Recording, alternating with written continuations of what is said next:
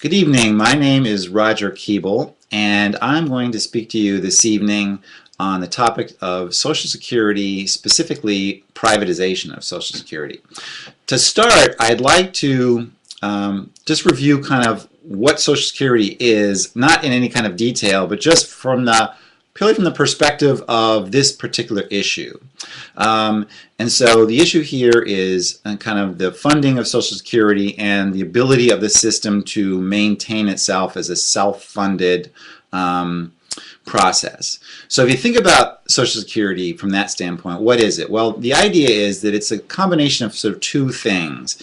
It's both a retirement savings plan, but it's also very much it's insurance. Now, and that the retirement savings plan part is probably pretty easy for people to think about, because over your working lifetime, a certain amount is deducted from your pay, and then upon retirement you start receiving benefits. So you can kind of think of it as you're putting money in while you're working, and then you're taking money out after you retire.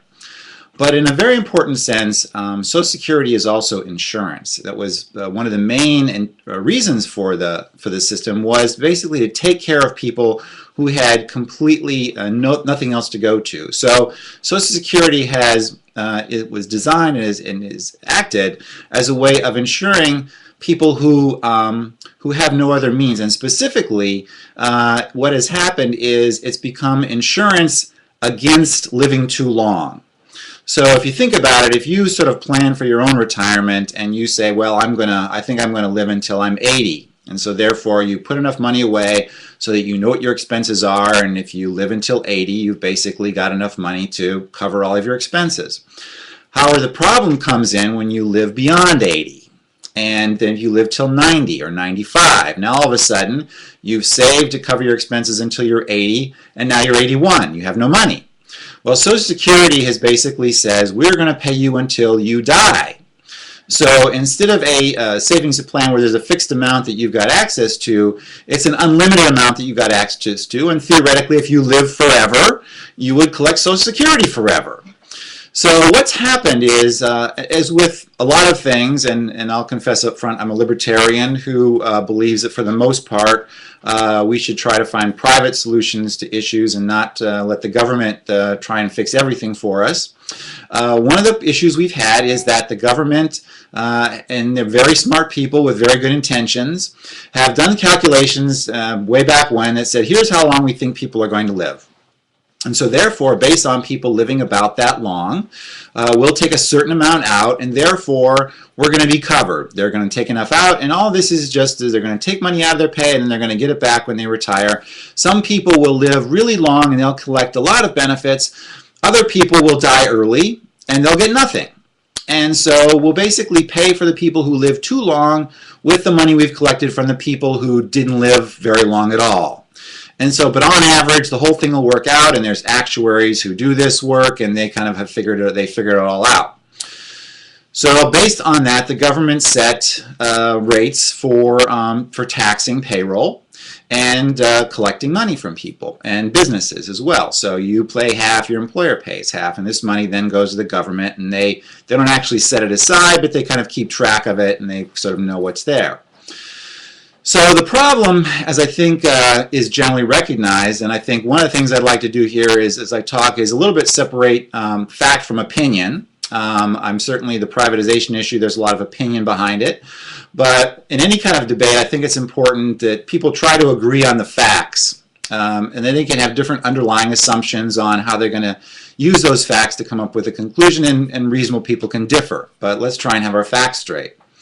One of the facts here is that the system is going broke, and that the system will go broke. Now, I believe there may be a small minority out there who doesn't agree with that, but I think for the most part, reasonable people on both sides of, let's say, the privatization debate will agree that the system is going to go broke. Estimates probably vary, but I think it's within the next 30 years. So if you're in your 20s today, you can plan on getting nothing when you retire.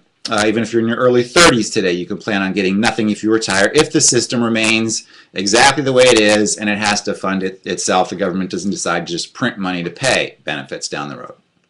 Okay, and why has that happened? Well, obviously people are living too long. When the calculations were done, was back, they've done these, was quite a while ago, and as we all know, life expectancies have gone up, and so people are living too long. The system can pay right now because the number of retirees is small relative to the number of people who are working. So even though there are people who are living way too long, we've got this big baby boom bubble of population which is currently still working, is about to hit retirement, but they're able to pay these very extended benefits for people who have lived a long time. So we have this problem that the system is going to go broke. Now we also have a couple other problems which I would say probably aren't talked about as much, but are, I think, key to the issue around privatization. And one of those is this assumption that some people will live too long, they'll get extra benefits, and then other people will die early, they won't get anything, and but on average it all kind of works out. Well, that, I guess, you can think of that as insurance, and that's some of the way insurance works with everything else, whether it's regular life insurance that you might buy, or whether it's car insurance. Some people have problems, some people have claims, others don't. But one of the problems with Social Security is that there are certain groups who have very different sort of profiles than other groups. So as a group, they wind up getting either advantaged or disadvantaged. And one of the groups in this case who get advantaged are, for the most part, whites, who have generally longer life expectancies than other groups. For example, African Americans have the shortest life expectancy of a variety of minority groups, and as a result, African Americans collect significantly less from Social Security than whites will, because they generally start working earlier and they generally die earlier. Now, you could say, well, that's their problem. Maybe they should get healthier lifestyles or do something different. But the fact is, they're getting shortchanged in this. Another issue here is, which is not talked about a lot and also plays into around privatization, is that the way the calculation works for married couples, specifically when the woman works. If a woman works her entire life, contributes to Social Security, as does her husband, and then her husband dies, her benefit is based primarily on his earnings. Unless she was making more than him, the benefit that she's going to receive is going to be capped at sort of what he was earning. So she could wind up working her entire life, contributing her entire life, and essentially getting nothing for that. And so that's another significant issue with the current system of Social Security, which would be addressed by privatization, either in full or in part. So let's kind of move on and start talking just briefly, and I'm not going to go on forever about privatization, but I want to hit sort of what privatization means and then how it would address some of the problems that we have today with Social Security.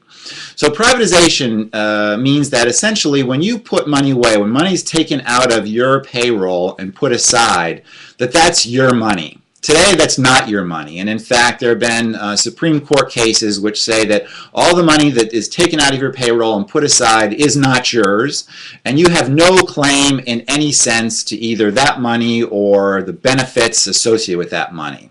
So it's just a tax, right? And then the government makes a promise to pay down the road that they will pay you something based on the formula. They could change their mind at any time, and you could get zero. And in fact, some of the other solutions to the Social Security problem are to reduce benefits down the road. But privatization would say that a portion of what's taken out of your payroll and what is contributed by your employer on your behalf would be put into an account that is yours, that cannot be taken away from you by the government, cannot be used to fund the benefits of somebody who's lives a long time, and would also enable you to will those funds to your descendants. So if you are an African American who dies of coronary disease in your mid-50s, instead of losing whatever amount was taken out of your payroll, you could basically leave that to your wife and children in full and lose nothing on it. If you're the wife of a couple in a relationship where you're married and your husband has been contributing, you've been contributing, your husband dies, whatever he has put in, a portion of that's gone into a private arrangement would go to you in total. You would lose nothing. The government would not be capping your benefits, saying, "Oh, because you were both working, we're only going to give you a benefit based on what your husband was earning, and that's going to be, and you're going to lose out what you get. You would get what you have, and you get whatever he contributed. So you have both of those amounts would be due to you. So in that sense, privatization addresses the sort of fairness issues around this. Now, the big problem everybody knows about is the funding